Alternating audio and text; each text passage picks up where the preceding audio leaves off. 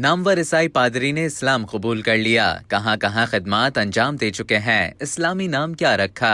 अमरीकी रियासत कैलिफोर्निया में मुकीम एक मुमताज ईसाई पादरी फादर हिलैरियन हैगी ईसाईयत तर्क करके मुसलमान बन गए। ये दावा सोशल मीडिया पर सामने आ रहा है, जिसके मुताबिक फादर हिलैरियन हैगी अमरीकी पादरी हैं, जो पहले रूसी ऑर्थोडॉक्स राहिब थे। वो अपने पैरोकारों में इंतहाई काबिल एहतराम हैं। फादर हिलैरियन हैगी 2003 के आसपास इंट्यूशन ऑर्थोडॉक्स चर्च में शामिल हुए, फिर 2017 में मशरिकी कैथोलिक चर्च में शामिल होने के लिए वहां से चले गए। वो सेंट नाजियन में मुकद्दस खानका में बाज़ंतीनी कैथोलिक पादरी बन गए थे। वो कैलिफोर्निया में मशरिकी ईसाई खानका कायम करने का मंसूबा बना रहे थे।